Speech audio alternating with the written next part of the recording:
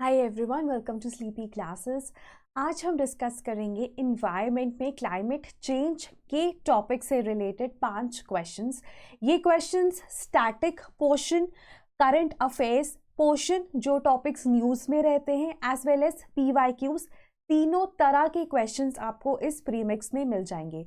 Once you are done with this video, अपना score ज़रूर comments में लिख दीजिए। किसी तरह का कोई भी डाउट है तो वो भी आप कमेंट्स में पूछ सकते हैं। तो शुरुआत करते हैं पहले क्वेश्चन के साथ। Now this is related to article 6 of Paris agreement. अब article 6 of Paris agreement deal करता है विद वॉलेंट्री मैकेनिज्म्स, ठीक है, फॉर अचीविंग द NDCs। सो कौन से वॉलेंट्री मैकेनिज्म्स कंट्रीज अडॉप्ट कर सकती हैं for achieving their nationally determined contributions in order to fulfil their commitments towards Paris agreement. अब आर्टिकल 6 में जो सबसे इंपॉर्टेंट चीज़ सामने आती है दैट इज कार्बन मार्केट्स। लेकिन आर्टिकल 6 में बहुत सारे कंटेंशियस इश्यूज भी थे, इसीलिए it is one of the most important articles that is responsible for the non finalisation of Paris rule book. तो सारे आर्टिकल्स के जो रूल्स थे वो फाइनलाइज हो गए थे एक्सेप्ट आर्टिकल 6। सबसे ज़्यादा डिले आर्टिकल 6 की वजह से ही हुआ है पेरिस रूल बुक को फाइनलाइज होने में। अब आर्टिकल 6 में भी अगर हम बात करें ना तो सब पार्ट्स हैं, जैसे आर्टिकल 6.2, 6.4 और 6.8, और ये हमेशा न्यूज़ में रहते हैं। तो ज़्यादा कुछ नहीं, एटलीस्ट आपको ये पता होना चाहिए कि आर्टिकल 6.2 क्या है। आर्टिकल 6.2 डील करता है बायलेटरल एक्शंस के साथ टू रिड्यूस और remove green house gas emissions के। दो कंट्रीज आपस में कौन से एक्शंस ले सकती हैं। 6.4 मल्टीलेटरल मैकेनिज्म्स, जैसे कि कयोटो प्रोटोकॉल में क्लीन डेवलपमेंट मैकेनिज्म था। क्लीन डेवलपमेंट मैकेनिज्म क्या था? डेवलप्ड कंट्रीज या Annex 1 countries, basically non Annex 1 या डेवलपिंग कंट्रीज में greenhouse gas emissions reducing projects लगा सकते हैं।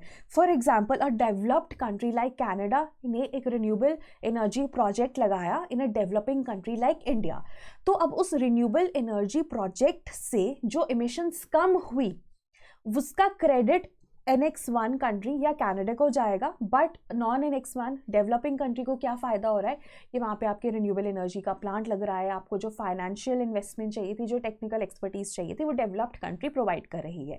तो CDM was an important mechanism of Kyoto protocol. लेकिन कयोटो प्रोटोकॉल का मेन चीज़ क्या थी कि सिर्फ जो इंडस्ट्रियलाइज्ड कंट्रीज़ हैं उन्हीं को टारगेट दिए गए थे इमिशंस रिड्यूस करने के।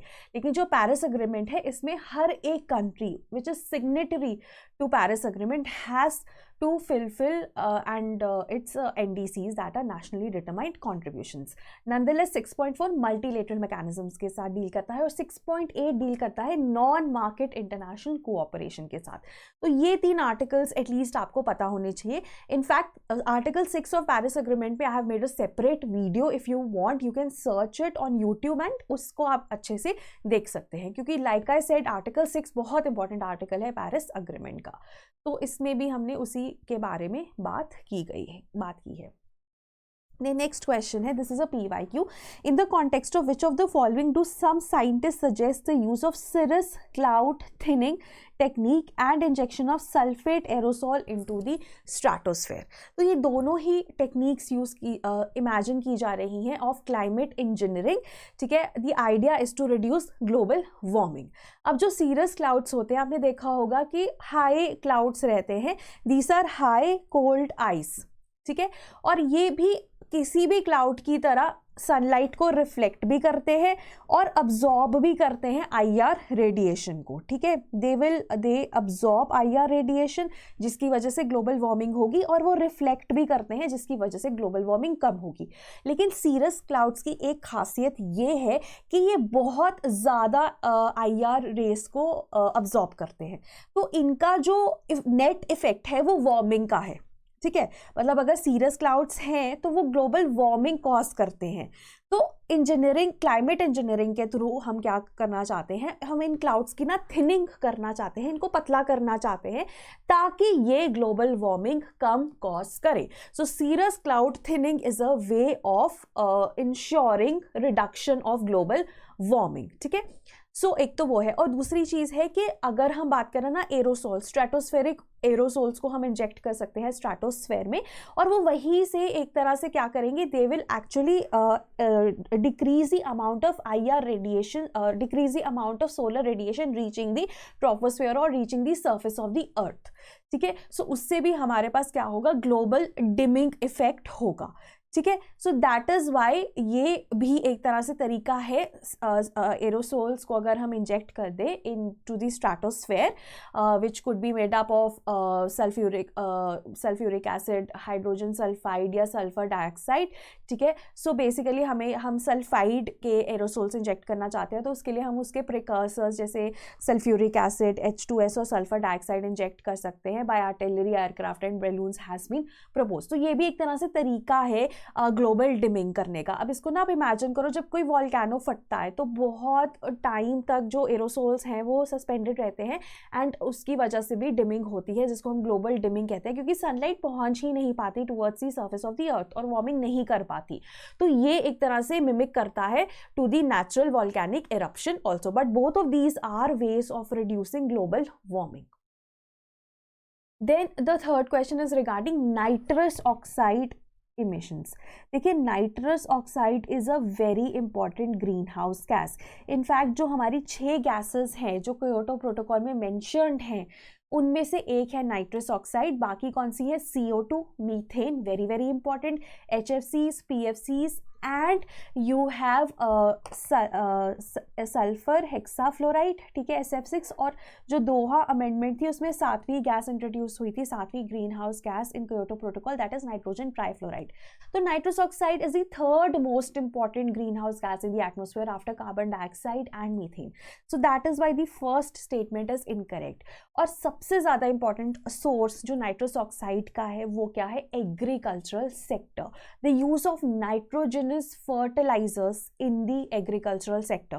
तभी कंट्रीज लाइक इंडिया, चाइना, जहाँ पे एग्रीकल्चरल सेक्टर डोमिनेंट है, प्रीडोमिनेंट है, और जहाँ पे नाइट्रोजनस फर्टिलाइजर्स यूज होते हैं, वहाँ पे N2O की जो एमिशंस है बहुत ज़्यादा देखी जाती है।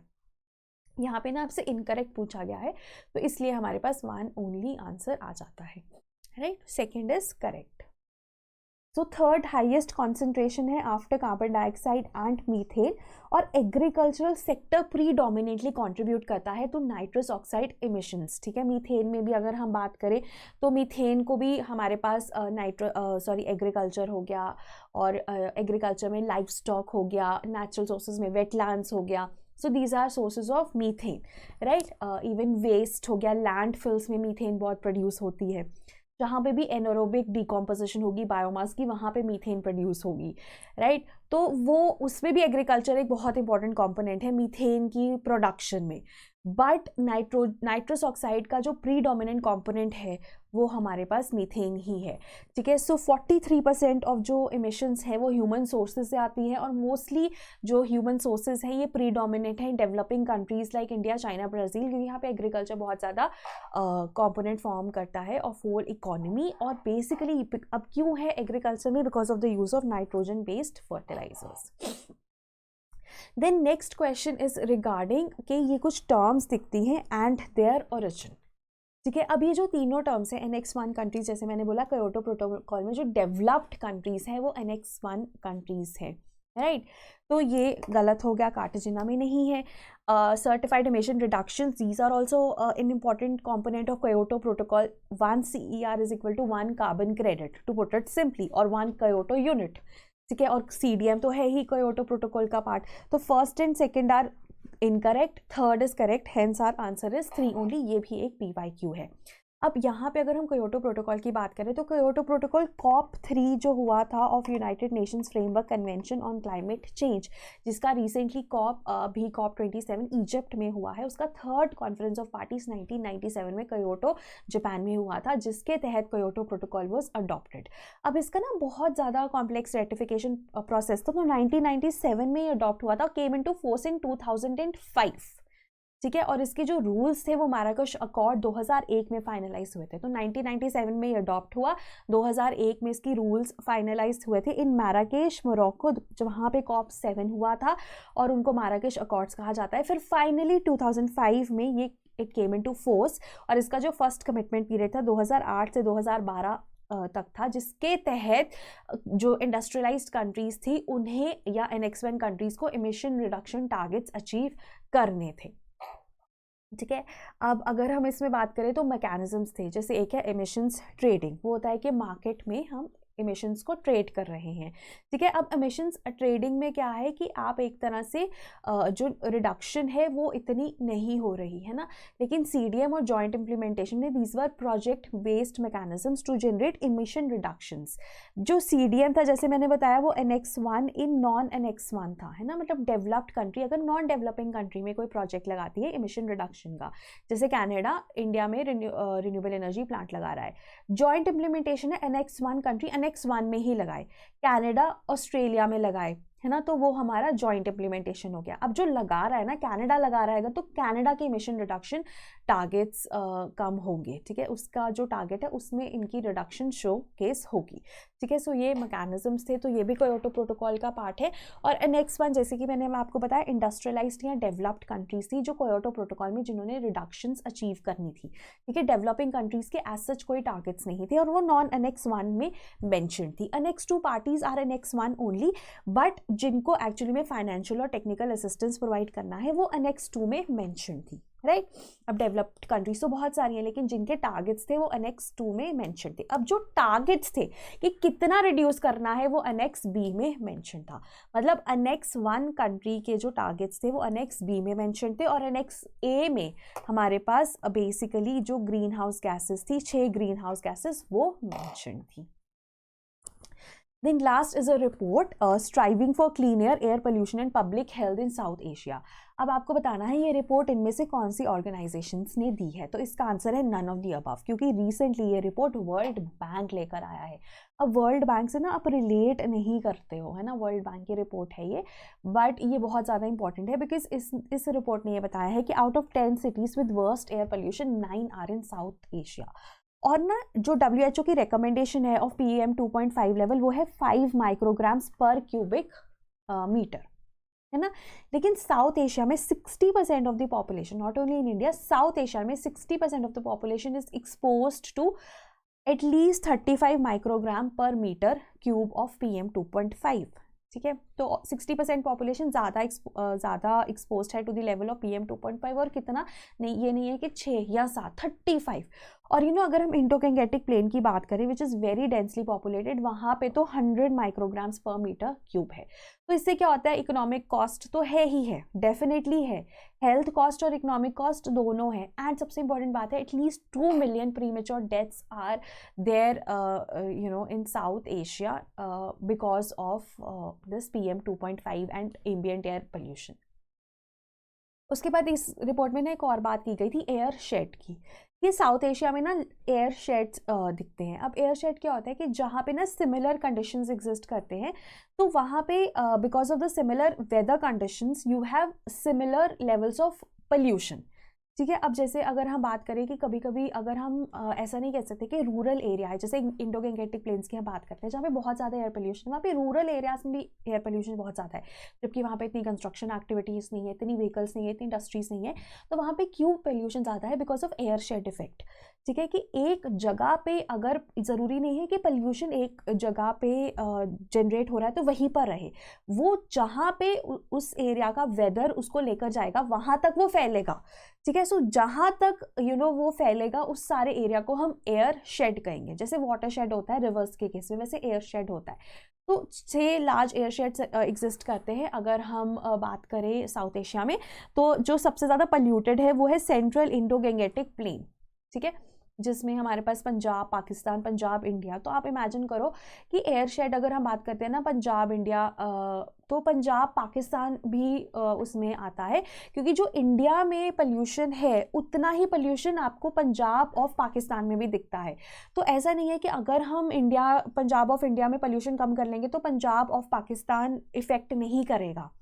तो एक तरह से हमें पूरे ओवरऑल एयर शेड का ही पोल्यूशन कम करना है, बिकॉज अदरवाइज वो पोल्यूशन फैलता रहेगा उस एयर शेड में। ठीक है, तो हमें एयर शेड में पोल्यूशन कम करने के लिए कोऑर्डिनेटेड एफर्ट्स करने चाहिए। So that is one of the important concepts which has been highlighted in this report of air sheds. Right. So this was regarding today's premix and one of the very important announcements कि हमारे जितने भी courses चल रहे हैं आप उन पे 10% तक का डिस्काउंट ले सकते हो अगर आप टारगेट 2023 कोड यूज़ करोगे. But this is valid only until 1st January, so make the most of it. 10% is a big amount, as in like हमारे कोर्सेज बहुत ज़्यादा एग्जॉर्बिटेंट तो नहीं है, तो बहुत ही वेल प्राइस्ड है, तो उसमें भी अगर आपको 10% डिस्काउंट मिल रहा है तो make the most of it. कोई भी इन्फॉर्मेशन अगर आपको चाहिए तो आप हमारे टोल फ्री नंबर 1800890303 पे कॉल कर सकते हैं. That's all for today. कोई भी डाउट है किसी भी तरह का आप कमेंट्स में मुझसे पूछ सकते हैं. Thank you for listening.